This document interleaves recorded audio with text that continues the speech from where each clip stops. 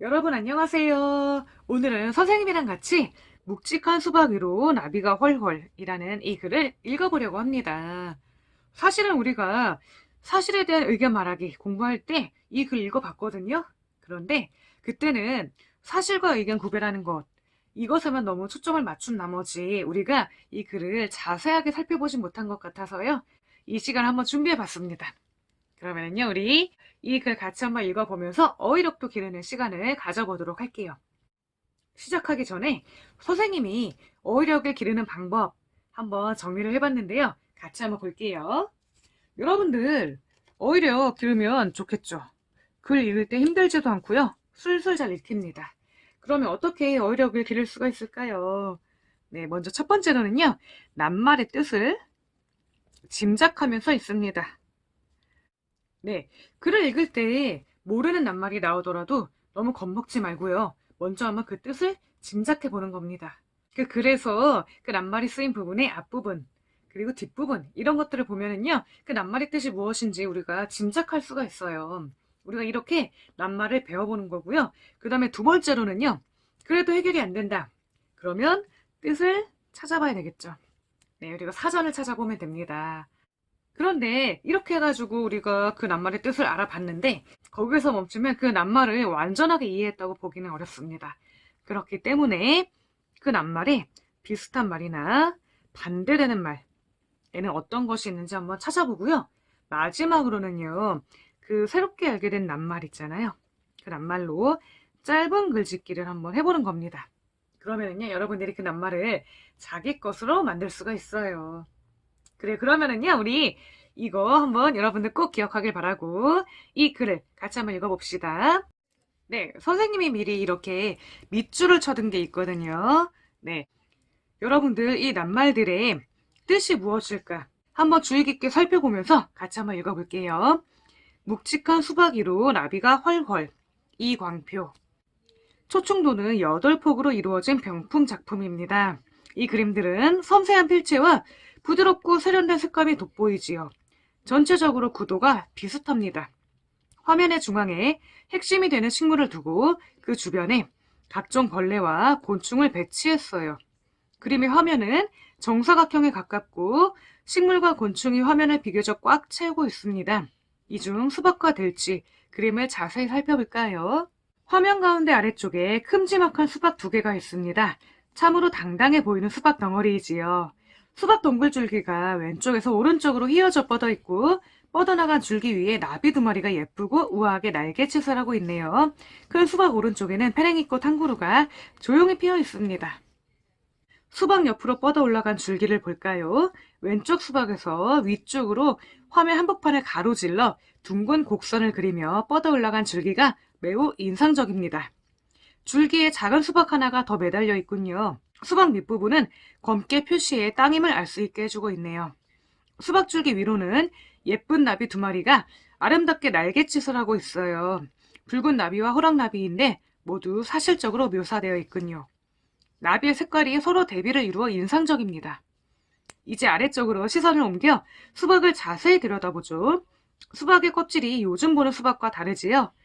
조선시대 사람들이 먹었던 수박은 아마도 표면이 이러했던 모양입니다. 같은 땅에서 나온 수박인데도 시대가 흐르면서 그 모습이 바뀌었다는 사실이 참 흥미롭습니다.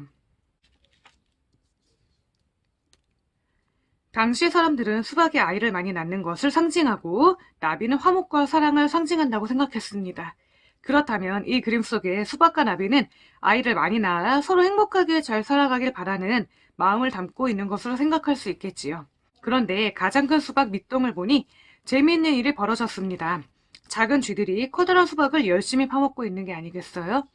수박 껍질을 뚫어내고 수박지를 먹고 있는 모습입니다. 그래서 수박의 붉은 속과 씨들이 그대로 드러나 있습니다. 참 재미있는 풍경입니다. 쥐들이 수박을 좋아한다는 것도 흥미로운 사실이지요. 맛있는 수박을 먹고 있기 때문인지 들쥐들의 표정이 매우 만족스러워 보입니다. 전체적으로 보면 수박 주변에서 벌어지는 다양한 생명체의 움직임은 사실적이고 섬세하게 표현해 놓았습니다. 이번에는 화면의 색감을 볼까요? 수박은 검은 초록, 수박과 꽃의 줄기는 초록이고 꽃과 나비 1마리, 쥐들이 파먹고 있는 수박의 속부분은 붉은색입니다. 초록빛과 붉은빛이 서로 색상의 대비를 이루고 있습니다. 구도도 안정적입니다. 커다란 수박 두 덩어리가 화면의 무게중심을 잡고 있고 여기에 둥글게 휘어져 올라온 수박 줄기와 오른쪽 페랭이 꽃의 반듯한 직선 줄기가 서로 대비를 이룹니다. 그래서 다른 초충도에서 발견할 수 없는 모습을 보여줍니다. 안정감 속에 변화와 생동감이 은근히 배어있지요. 왼쪽 수박에서 둥글게 뻗어 올라간 줄기는 이 그림의 여러 요소 가운데 단연 눈에 띕니다. 수박의 줄기를 크게 타원형으로 배치해 율동감을 살려냈어요. 반면 오른쪽 페랭이 꽃은 곱게 서 있어 화면에 안정감과 생동감을 부여해주고 있습니다. 또한 두 개의 수박을 아래쪽 한가운데 배치하지 않고 왼쪽에 치우치게 배치함으로써 화면의 단조로움을 극복하고 변화와 움직임을 주었습니다. 이것이 바로 신사임당의 화가로서 지닌 재능과 감각이라고 할 수 있겠지요. 네, 이렇게 우리가 이 글을 같이 읽어봤는데요. 여러분들 그러면은요, 여기 이렇게 밑줄 그은 낱말들 한번 생각을 해보면서 124쪽 같이 한번 볼게요. 묵직한 수박이로 나비가 헐헐이라고 했습니다. 여러분들 먼저 묵직하다 어떤 뜻일까요? 네, 쉽게 말하면 무겁다는 뜻이죠. 무겁다는 이야기입니다. 무거운 수박 위로 나비가 헐헐 이런 말인데요. 묵직하다라는 말은요. 보통 생각보다 무겁다. 이럴 때 자주 쓰이는 표현입니다. 그리고 꽤 무겁다. 이러한 느낌을 갖고 있지요. 네, 그래요. 그 다음으로 초충도라는 말 어떤가요, 여러분들? 초충도는 8폭으로 이루어진 병풍 작품이라고 했는데요. 초충도가 지금 여기 8개의 그림 있잖아요. 밑에. 그쵸? 요걸 이야기하는 건데요. 왜 초충도라고 했을까요? 신서임당이 그린 이 작품. 네, 보통 식물과 벌레, 곤충 이런 것들을 같이 그린 작품이지요. 그렇기 때문에 초충도라고 했고요. 8폭이라고 했거든요. 여러분들 병풍은 알고 있죠? 이렇게 지그재그로 생겨가지고 세워두는 병풍인데 거기에 이 그림들을 붙여놨다 그 얘기잖아요. 그쵸? 8개의 작품이기 때문에 8폭이라고 했는데 이 폭이라는 말은요. 그림이나 족자,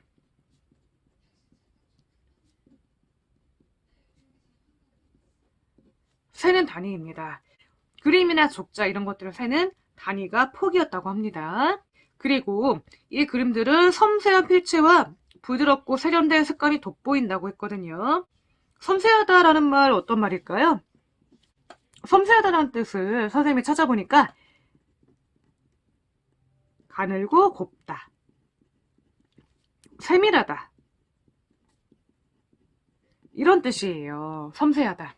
그쵸? 여러분들 감이 오죠? 그리고 필체라는 말은요. 원래는 글씨체를 말합니다. 그런데 여기에서는 글씨가 아니라 그림인데 왜 필체라고 했을까요?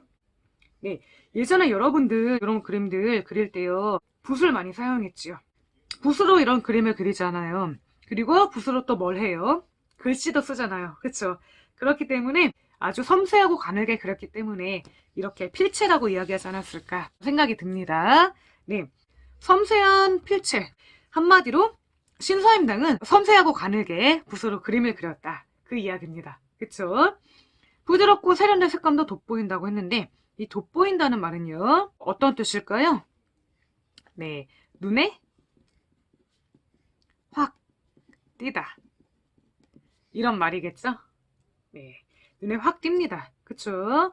그리고 전체적으로 구도가 비슷하다고 합니다. 여러분들 그 구도라는 말, 이 구도라는 말 무엇일까요? 어떠한 화면에 물건 이런 것들을 배치할 때 어떤 식으로 배치하는지 그것들을 이야기하는데요. 그림을 그릴 때 어떠한 물건들의 위치, 색깔 등의 짜임새를 이야기합니다.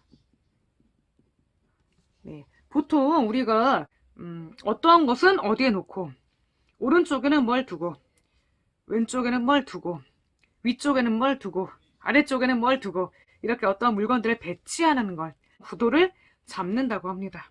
그쵸? 이 글에서는요. 수박과 둘지라는 그림의 구도에 대해서 자세하게 설명을 하고 있어요. 다음으로 화면의 중앙에 핵심이 되는 식물을 두었다고 했는데요. 우선 핵심이라는 말 무엇일까요? 네. 가장 중요한 것을 말하죠. 그쵸? 가장 중요한 식물을 두었습니다. 이 그림에서는요. 네, 수박이겠죠. 그쵸?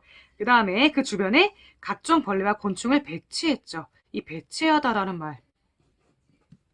곳곳에 나누어 두다라는 말입니다. 그러니까요, 배치하다라는 말은 이것은 여기에 두고, 수박은 여기에 두고, 나비는 여기에 두고, 페랭이꽃은 이렇게 두고, 뭔가를 이렇게 나누어 두는 것, 이것을 배치한다고 합니다. 네. 그림의 화면은 정사각형에 가깝고 식물과 곤충이 화면을 비교적 꽉 채우고 있다고 합니다. 여러분들 여기서 이 비교적이라는 말 어떤 말일까요? 네. 선생님이요. 이 비교적이라는 말을 사전에서 한번 찾아봤거든요. 같이 한번 볼까요? 사전을 찾아봤더니 이렇게 두 가지 뜻이 나와 있었는데요. 첫 번째는 다른 것과 견주어서 판단하는 것. 두 번째는 일정한 수준이나 보통 정도보다 꽤 이렇게 나와 있었습니다. 지금 이 두 가지 뜻이 다른 뜻이거든요. 여러분들 그러면은요. 이 글에서 쓰인 이 비교적이라는 말 1번과 2번의 의미 중에 어떤 의미로 쓰인 걸까요? 여기서는요. 식물과 곤충이 화면을 비교적 꽉 채우고 있다고 했거든요. 네, 그러면 어떻게 채우고 있다? 네, 어떤 것과 견주는 건 아니에요. 비교하는 건 아니에요. 일정한 수준이나 보통 정도보다 꽤, 그러니까 어느 정도만큼은 꽉 채우고 있다. 이런 뜻이니까 2번에 해당되겠죠. 그러니까 여기에서 비교적이란 말은요. 꽤, 보통 이상으로 이런 뜻입니다. 어느 정도는 꽉 채우고 있다. 그런 얘기입니다. 그쵸? 네, 그래요. 그러면은요, 우리 125쪽 한번 볼게요. 화면 가운데 아래쪽에 큼지막한 수박 두 개가 있습니다. 참으로 당당해 보이는 수박 덩어리이지요. 네, 여러분들 여기에서 당당하다. 어떤 이야기일까요? 네, 이런 뜻이라고 합니다. 아주 내세울 만하다. 그런 이야기예요. 내세울 만하게 떳떳하다. 참으로 당당해 보이는 수박 덩어리라는 거는요. 이 수박 덩어리가요. 정말 내세울 만하다. 뭐 그런 얘기겠지요. 그쵸? 네. 수박 덩굴 줄기가 왼쪽에서 오른쪽으로 휘어져 뻗어 있다고 했는데 요걸 말하는 거죠. 덩굴 줄기 요걸 말하는 겁니다. 그쵸? 왼쪽에서 오른쪽으로 휘어져서 뻗어 있죠. 그런데 덩굴 줄기 무엇일까요? 식물의 줄기를 보면은요. 이렇게 곱게 뻗은 줄기도 있지만 이렇게 휘어져 뻗어 올라가거나 혹은 이렇게 무엇인가를 감으면서 올라가는 것도 있어요. 그쵸? 우리가 이렇게 뭔가 휘어져 올라가거나 무엇인가를 감으며 올라가는 이러한 줄기를 덩굴 줄기라고 하지요. 휘어져 올라가거나 무엇인가를 감으면서 올라가는 그런 줄기. 이런 것들을 덩굴 줄기라고 합니다. 네, 수박 덩굴 줄기가 왼쪽에서 오른쪽으로 휘어져 뻗어 있고 뻗어나간 줄기 위에 나비 두 마리가 예쁘고 우아하게 날갯짓을 하고 있네요. 네, 여러분들 여기서 우아하다라는 말 어떤 뜻일까요? 네, 아름답다 라는 뜻입니다. 그런데 어떻게 아름답다? 네, 여러분들 조금 뭔가 아름답긴 한데 뭔가 품이 있어 보인다. 이런 말 알죠? 품이 있게 아름답다라는 이야기입니다. 그쵸? 큰 수박 오른쪽에는 페랭이꽃 한 그루가 조용히 피어 있다고 했습니다. 여러분들 여기서 조용이라는 말이 있잖아요. 물론 조용이라는 말 뜻 모르는 친구는 없을 거예요.